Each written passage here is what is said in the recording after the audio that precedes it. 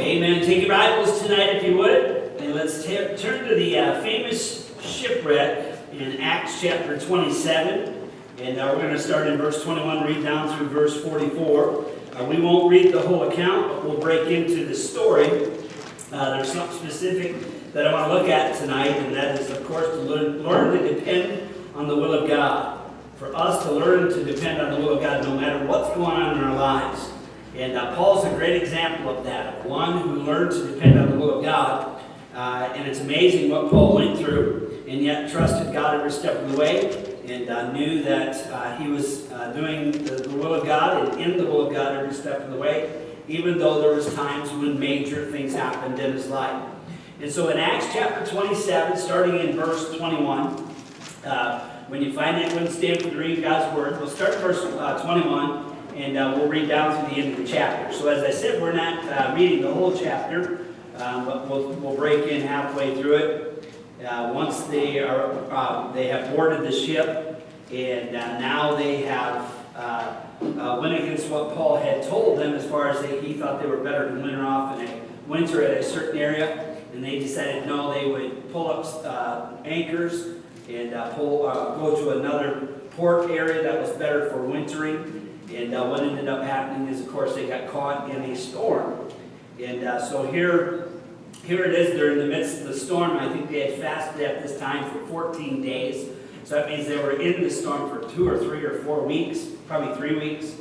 And we'll break into it at verse 21. And this is what it says. But after long abstinence, Paul stood forth in the midst of them and said, Sirs, ye should have hearkened unto me, and not have loosed from Crete, and to have gained this harm and loss. And now I exhort you to be of good cheer, for there shall be no loss of any man's life among you, but of the ship. For there stood by me this night the angel of God, whose I am and whom I serve, saying, Fear not, Paul, thou must be brought before Caesar. And lo, God hath given all them that sail with thee. Wherefore, sirs, be of good cheer, for I believe God, that it shall be even as it was told me. Howbeit we must be cast upon a certain island. But when the 14th night was come, as we were driven up and down in Adria, about midnight the shipmen deemed that they drew near to some country, and sounded and found it 20 fathoms. And when they had gone a little further, they sounded again and found it 15 fathoms. Then, fearing lest we should have fallen upon rocks, they cast 4 anchors out of the stern and wished for the day. And as the shipmen were about to flee out of the ship, when they had let down the boat into the sea, under color as though they would have cast anchors out of the foreship, Paul said to the centurion to the soldiers, Except these abide in the ship, ye cannot be saved. Then the soldiers cut out the ropes of the boat and let her fall off. And while the day was coming on, Paul besought them all to take meat, saying, This day is the 14th day that ye have tarried and continued fasting, having taken nothing. Wherefore I pray you to take some meat, for this is for your health. For there shall not be an hair from the head of any of you. There shall not an hair fall from the head of any of you. And when he had thus spoken, he took bread and gave thanks to God in the presence of them all. And when he had broken it, he began to eat. Then were they all of good cheer, and they also took some meat. And we were all in the ship 216 souls. And when they had eaten enough, they lightened the ship and cast up the wheat into the sea. And when it was day, they knew not the land. But they discovered a certain creek with a shore, into which they were minded, if it were possible, to thrust in the ship. And when they had taken up the anchors, they committed themselves unto the sea, and loosed the rudder bands, and hoisted up the mainsail, the wind, and made toward shore. And then it says in verse 41, And falling into the place where 2 seas met, they ran the ship aground, and the forepart stuck fast and remained unmovable, but the hinder part was broken with the violence of the waves. And the soldiers' counsel was to kill the prisoners, lest any of them should swim out and escape. But the centurion, willing to save Paul, kept them from their purpose, and commanded that they which could swim should cast themselves first in the sea and get to land. And the rest, some on boards and some on broken pieces of the ship. And so it came to pass that they escaped all save to land. And so look at that verse 29 again. It says, Then fearing lest we should have fallen upon rocks, they cast 4 anchors out of the stern and wished for the day. That's an interesting verse right there. We're going to look at that a little bit and look at some anchors, I guess, that we can cast in our life And we'll speak about exactly what they were doing here in that verse 29. And again, this is all to learn to depend on the will of God in our lives, even when there's storms that come. Let's pray. Father, again, we're grateful. Lord, I pray that you bless us. And again, we're thankful for this time that we can come together tonight and speak to our hearts. Help us to be strengthened. And Lord, help us to be like a Paul, that we can trust your will in our lives. Lord, no matter what's going on around us, sometimes we'll encounter storms in our own lives. Sometimes we'll encounter things that upset us. And Lord, I pray that you just help us to realize, Lord, that we're safe, Lord, when we're following you. And sometimes we have to go through some things. There's purposes for it. And so, Lord, help us now to understand these things. We pray all this in Jesus' name. Amen. You may be seated. Now, based upon my experience of talking to people about church and hearing their stories, church and the Christian walk and all that, there are an awful lot of God's people who are stalled out in their walk with Christ because of a storm. That means they might have went through a storm, and now they're in a stall in their walk with God, and they're just wandering or maybe adrift, but they're not. And should I say, in the will of God, they're not trusting in the will of God for their life, and so, and it's amazing because that storm maybe has even subsided. But the damage has been done to that person, so to speak. Damage in the sense that their onward course of living for Christ has been altered, if you understand what I'm saying. And some have suggested a solution. I've heard people say this, well, can't you just avoid the storms? Well, when you read God's Word and you realize what God does, there's many times, Psalm 23 is one of those famous psalms that everybody loves. And I always say, it always talks about He doesn't necessarily keep us from going through storms, but he says he'll walk with us through them. Psalm 23. Yea, though I walk through the valley of the shadow of death, God is with us every step of the way.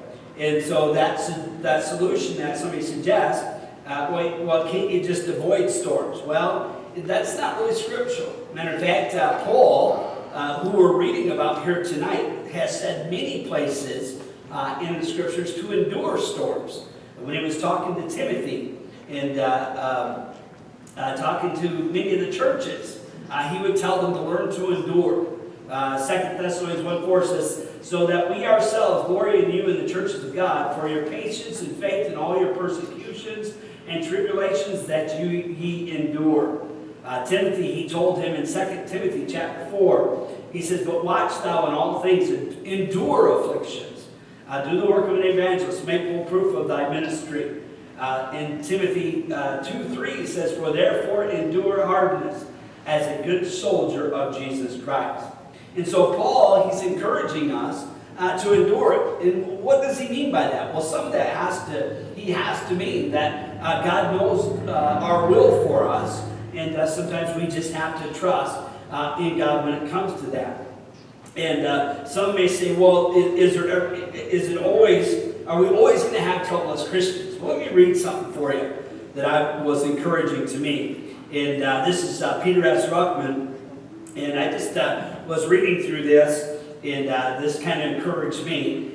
And it has to do with some of those scriptures. I believe this was from 2 Timothy, where it talked about enduring hardness.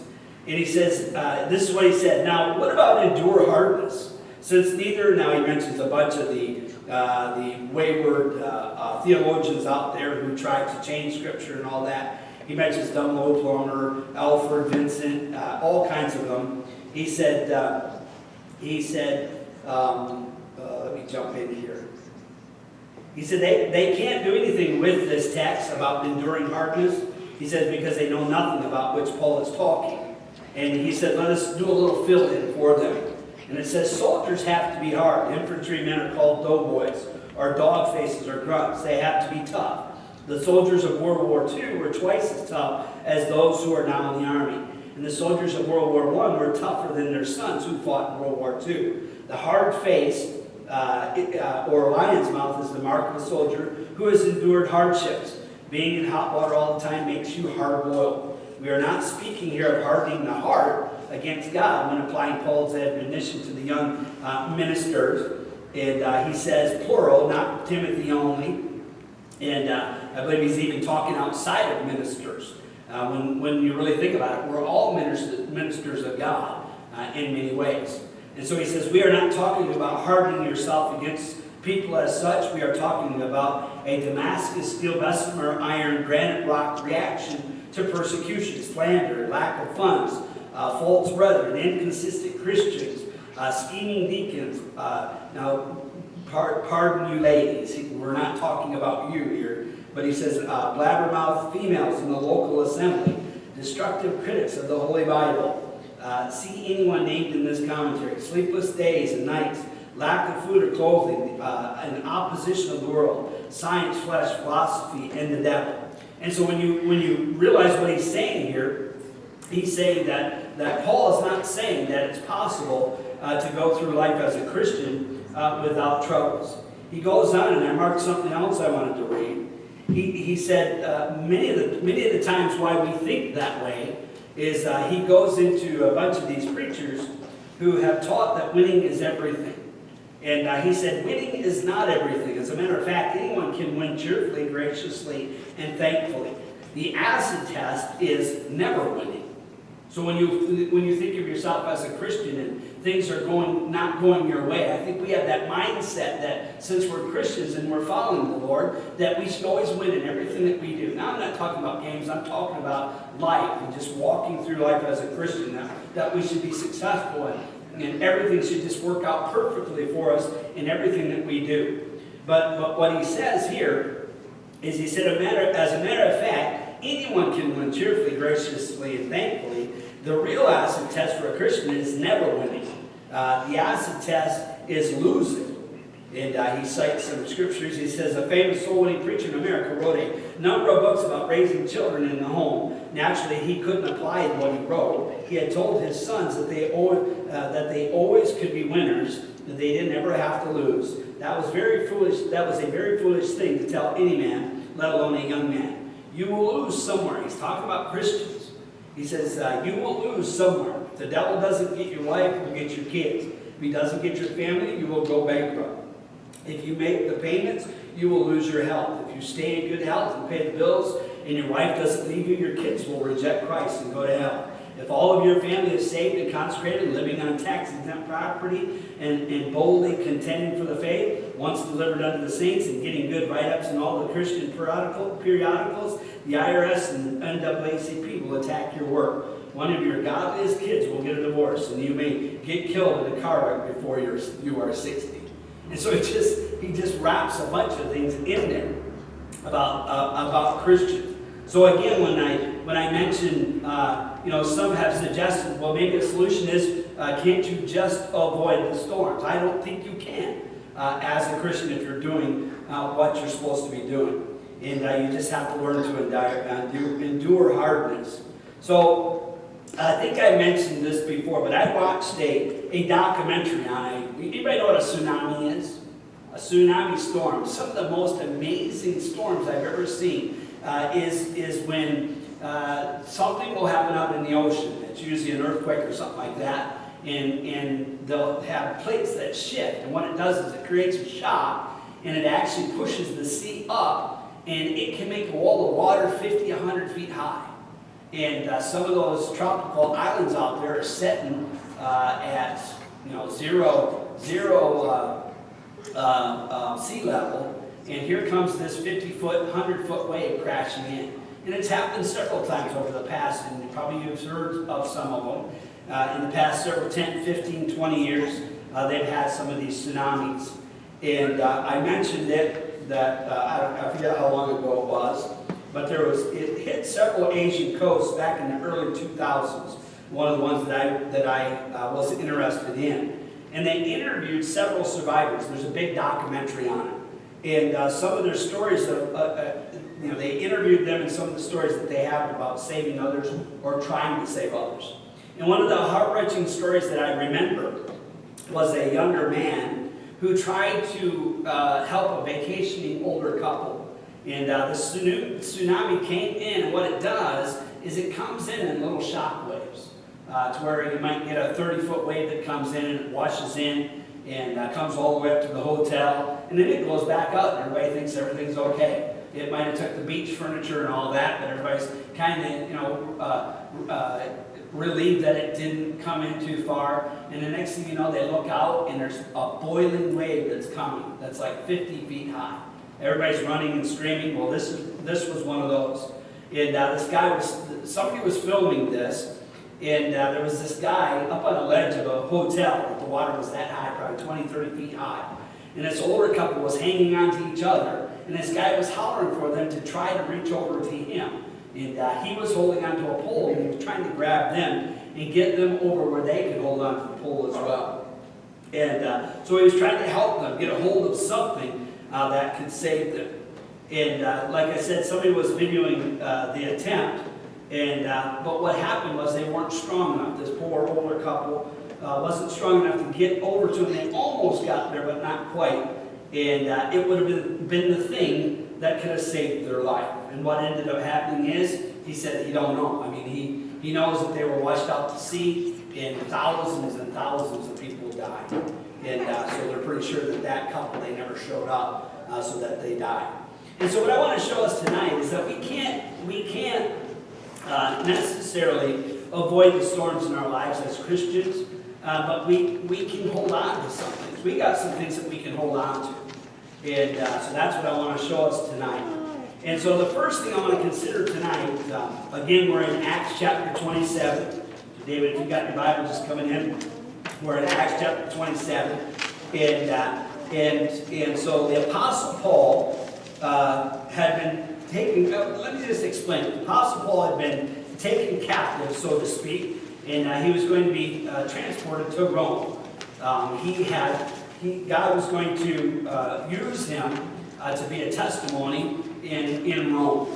And what struck me is, mind you, the promise Paul was given. Look at Acts chapter 23, verse 11.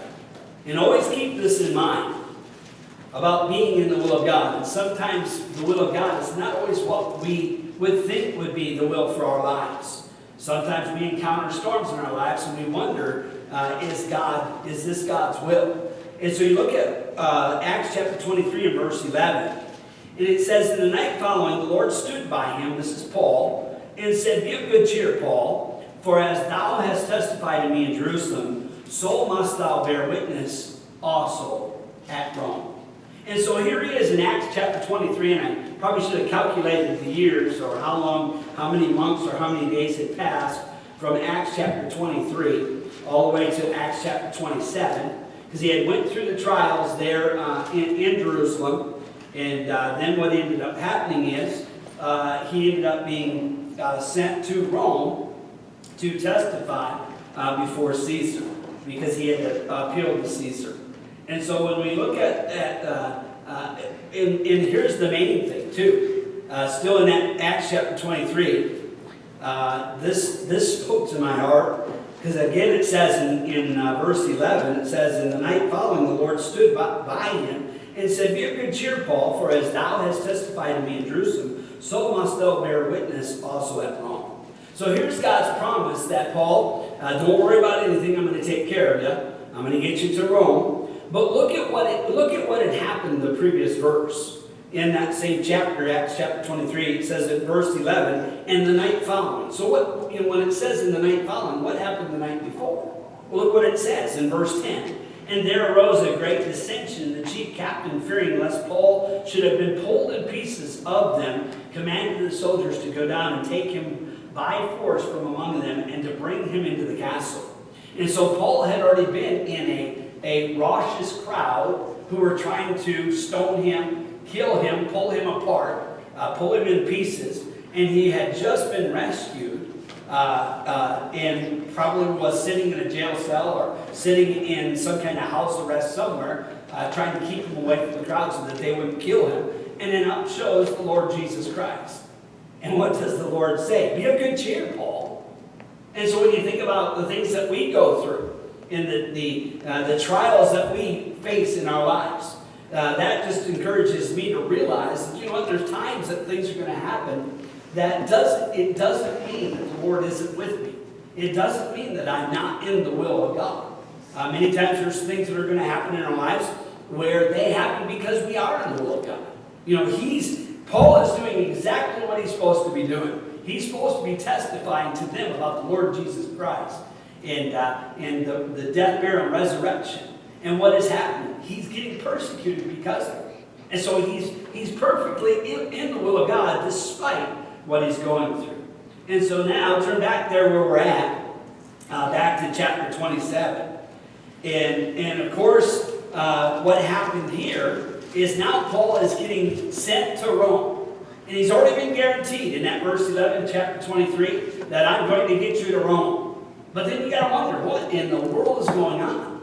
Because then he gets on the ship, and he's in a vicious storm. Verse 29 again in Acts chapter 27 says, "Then fearing lest we should have fallen upon rocks, they cast 4 anchors on the stern and wished for the day." Now, the anchors were meant to control, and I kind of laughed to myself about this, because when you think about what they were doing, they cast those 4 anchors. We've talked about this before, how a ship, when they cast anchors out like that, it's to keep the ship righted and going in the right direction. There's a storm going on, and they're dragging those sea anchors is what it is. All it is big canvas bags that fill themselves with water, and they allow a little bit to trickle up the back end of it. And what they do is kind of keep the ship going in a specific direction. Plus, it slows the ship down, because they're just getting tossed to and fro and pushed at amazing speed through this great storm. And so they cast these anchors. And what I laughed to myself about, it's almost like these anchors are meant to assist in a controlled crash, so to speak. And isn't that something that God doesn't promise no crashes in our lives? That God doesn't promise that we'll never have turmoil, that we'll never have tribulation. Matter of fact, He guarantees, Christ Himself told His apostles that just as I think it was in John chapter 16, let me read it for you. John chapter 16, in verse 30. Oh, these things have I spoken unto you, verse 33, that in me ye might have peace. In the world ye shall have tribulation. So if you're following Christ, Christ guaranteed them that they would have tribulation. But be of good cheer, He says, I have overcome the world. And so when we see what's going on here, and just as we talk about those anchors that are being cast out, and how really what it was to do is to kind of to control the crash. God never promises no crash, but He promises to control you and control what's going on in your life and use it to grow you. Now, I threw this in here. I was mowing the lawn the other day, and you might say to yourself, "Man, how can you trust God when that kind of stuff is going on in your life?" There's all kinds of people that do. And I believe I've learned to, that no matter what goes on in my life, I just trust God. And am I saying I'm perfect? No. Am I saying it's going to be 100%? No. I know what to do, and I just hope that when push comes to shove, I trust God. And I was mowing lawn the other day, and I can even picture the direction I was going and everything. And I got to thinking about my life and just what's going on. And with closing on the house and all the different things, and why can't we get this done, and what's going on here? And I got to thinking about, and I don't know why I thought this. I thought, well, God, at least I'm not like Eli. I've done the best I can to raise my sons, and I'm not like Eli. To where, and I don't even know why that thought came to my mind. And you might say, well, what happened with Eli? Well, look at what happened. Turn back to, and there's something about this, because then I realized Eli's a lot better than me. Turn back to 1 Samuel, keep there where you're at, and I just want to throw this in for you. 1 Samuel chapter 3, and look what it says. Now you might say, well, what's so specific about Eli? Well, if you remember, Eli was the high priest when Samuel was born. And Samuel's mother had dedicated Samuel to serve the Lord. She promised God that Lord, if you'll give me a child, I'll dedicate him to your service. And that's exactly what happened. So Hannah, when she had the child, Samuel, she brought him to the temple and said, train him, use him for temple service, however you want. And so that's exactly what happened. And look at the story here, 1 Samuel chapter 3. And this fits in, I believe, with what we're talking about. But in 1 Samuel chapter 3, it says, and the child Samuel ministered unto the Lord before Eli. And the word of the Lord was precious in those days. There was no open vision. Have you ever thought about what was going on? Why wasn't there no open vision? You ever wondered what was going on? Now, what do you mean by open vision? Well, there were men of God back in that day who God would make appearances to. And he would commune with them, and they would take messages to the people of Israel. And I believe what happened is Eli had slipped from his responsibility. And you'll see what it was in just a few minutes, where God stopped communing. In 1 Samuel, they're probably in one of the worst spiritual conditions Israel has ever been in. To where it says here, it says, in the word of the Lord was precious in those days, there was no open vision. That means that God wasn't communicating. And you might say, well, why is that? Well, think about it. He didn't have anybody to communicate with. You might say, well, what about Eli? What was the problem with Eli? And so you read on, it says, it came to pass at that time when Eli was laid down in his place and his eyes began to wax dim, that he could not see. And ere the lamp of God went out in the temple, which should have never happened. They were supposed to never let that lamp go out. So not only had Eli slipped to the point in his life where God would not commune with him, but also many of the temple responsibilities that were supposed to take place were being let. Just everything was failing. Every command that God was giving them, they were failing at. And so God is got his arms crossed, and he's not dealing with them. And then all of a sudden, this young boy shows up. His name is Samuel. And look what it says.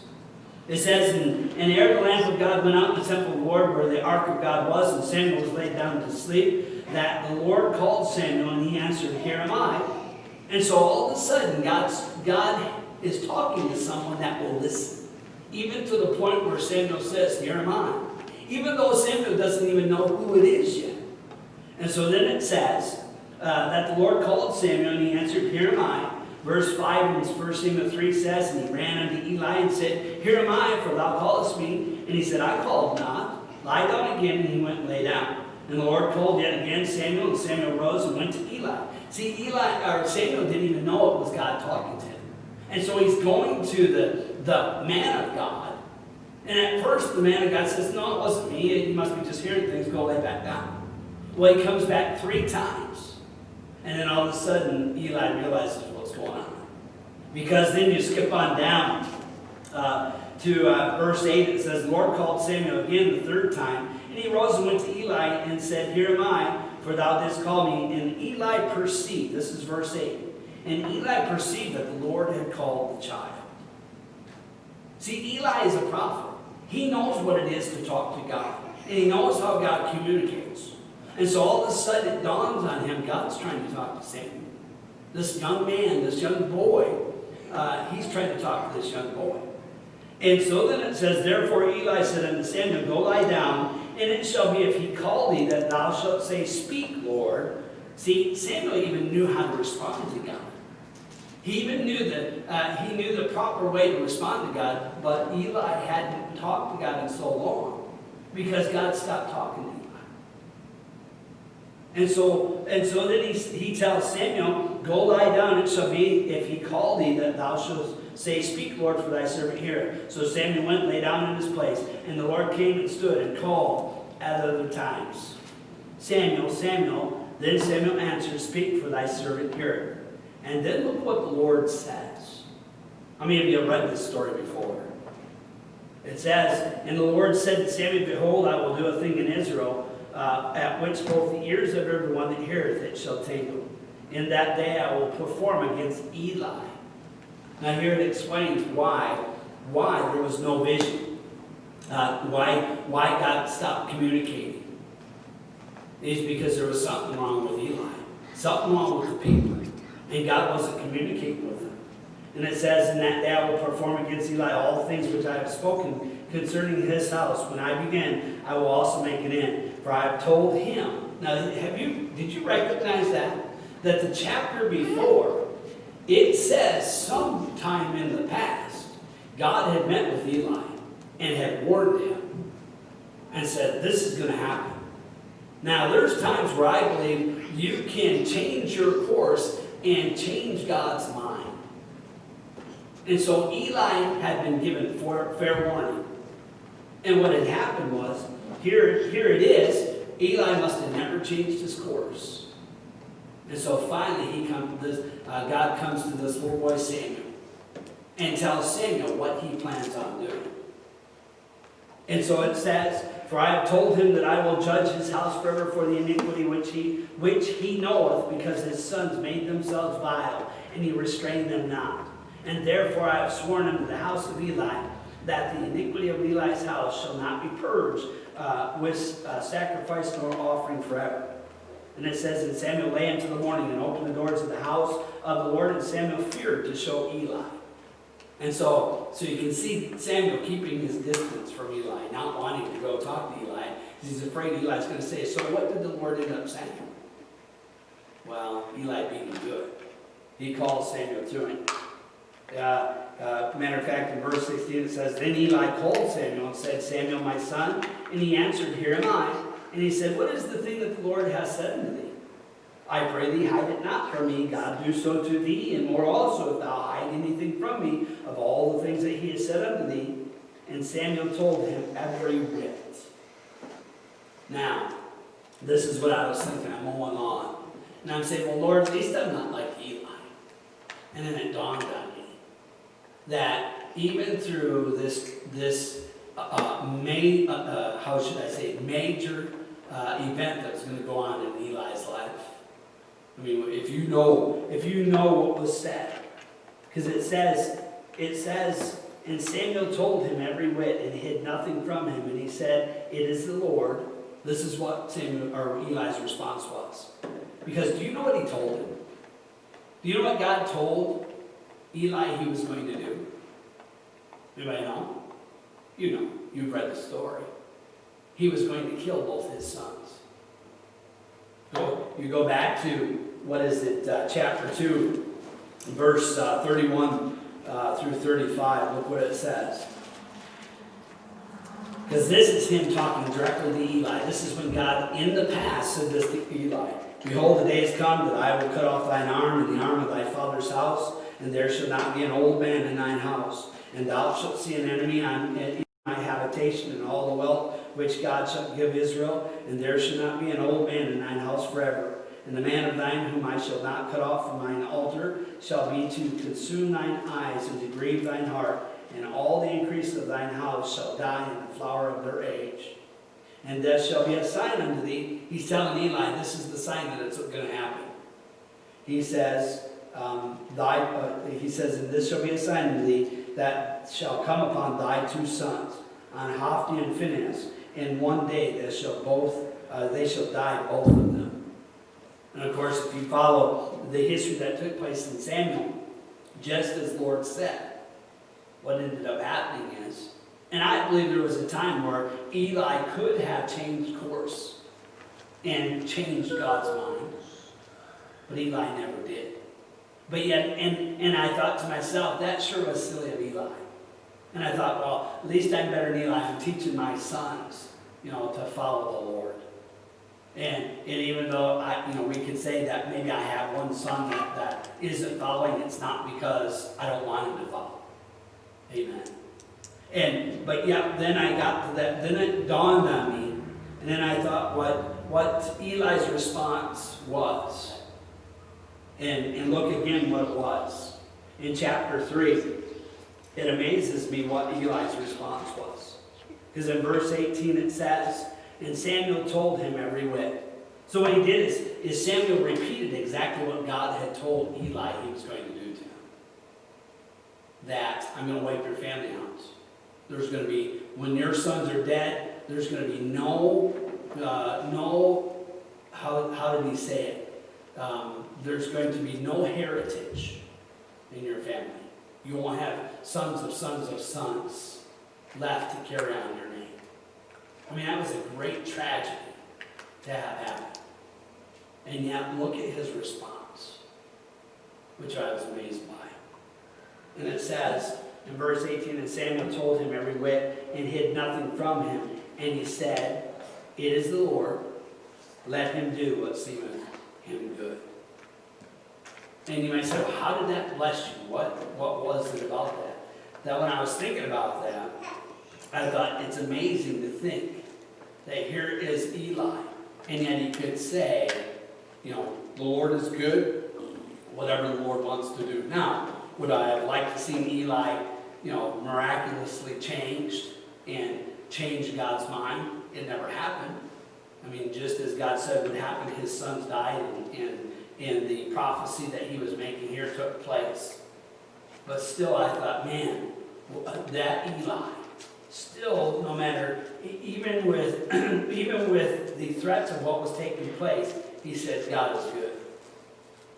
Now, and so what I'm getting at is, imagine, no matter what's going on in your life, even though this is not the greatest of examples, because Eli was bringing that on himself. But what I want to learn from Eli, from that just little bit that we just looked at, is that when times of trouble come to our life, is that we can still say, you know what, God is good. God is righteous. God is right. And no matter what goes on, God is good. And so imagine going through all that and still being able to say God is good. And the reason I say that is because here's a man, Paul, who no matter what he was going through, he could still always say God is good. And so I wanted to look at a couple of things. That's the kind of servant Paul was, and I encourage us to be that kind of servant. And so turn back there to our text again, and let me show you a couple of things. Because now what I would hope we would want is, okay, how can we do that? How can, in our times of trouble, still have an anchor to hold on, so to speak, and still be able to, no matter what we're going through, make that proclamation that, you know what, no matter what goes on in my life, God is good, and I'm in the will of God, and I trust God. And so look at verse 24 in the Acts chapter 27. Verse 24 says, here's Paul, and here's his encouragement to those men that were in the storm. And this is encouragement to us when we get in those storms as well. Because he says there, saying, fear not. Because here's what God said to Paul. Fear not, Paul, thou must be brought before Caesar, and lo, God hath given thee all them that sail with thee. And so do you know, Paul came to those men and said, I talked to God. And God said, fear not. That we're in the control of God. And God says, not one life will be lost. And so what I'm saying is, one of the number one things that we have to hold on to is God himself. Too often, what happens is when storms come, people forget about God. Amen. You read verse 22, it says, and now I exhort you to be of good cheer, for there shall be no loss of any man's life among you, but of the ship. For there stood by me this night the angel of God, whose I am and whom I serve. So right in the midst of the worst storm, probably one of the worst storms Paul has ever been in his whole life, he has a testimony to all those around him. That, again, it says, he says, for there stood by me this night the angel of God, whose I am and whom I serve. Now, some may say, well, it's easy for Paul. Look at that in verse 23. Because during Paul's storms, it seems like during this storm here, God shows up. But get this. You read the rest of that verse. He says, whom I am and whom I serve. And what I get the sense is that no matter whether God showed up like that or not, that Paul already was anchored in God. That's the sense I get from that. And so again, the one thing that Paul tells us that we got to hold on to during our storms is hold on to God himself. Remember what he's done for you. And remember what he can do for you. Because Paul knew the person of God. Now turn to Acts chapter 17. And I want to show you what I mean by when I say Paul knew the person of God. As you turn back to Acts chapter 17, and starting in verse 22, this is the sermon on Mars Hill that Paul had preached to the Athens. And he says, Then Paul stood in the midst of Mars Hill and said, Ye men of Athens, I perceive that in all things ye are too superstitious. For as I passed by and beheld your devotions, I found an altar with this inscription, to the unknown God, whom therefore ye ignorantly worship, him declare I unto you. God. And then look what he says about God. And this is what we got to remember. Because you might say, well, what's this got to do with being caught in the storm? Look at what Paul says about God. And this is what we have to remember, that when we're in storms, we have to realize, the God of our life, our Creator, this is who he is. He says in verse 24, he's introducing them to his God. He says, God that made the world and all things therein, seeing that he is Lord of heaven and earth, dwelleth not in temple made with hands, neither is worshipped with men's hands as though he needed anything, seeing he giveth to all life and breath and all things, and hath made of one blood of nations of men for to dwell on all the face of the earth, and hath determined the times before appointed and the bounds of their habitation, that they should seek the Lord, haply they might feel after him and find him, or if haply they might feel after him and find him, though he be not far from every one of us. For in him we live and move and have our being, as certain also of your own poets have said, for we are also his offspring. And so you see what he's telling us? That, like I said, the sense I get is whether God had spoke to him that night in that storm or not. When you look at the God that Paul worshiped, he trusted him. No matter whether you sense him there or not, he trusted him. You see. So Paul knew the person of God. And that's one of our number one anchors to throw up behind our ship to keep us right. And here's another one. Let's skip to the second one. Look at verse 25. Verse 25. Look what it says. Back in Acts chapter 27.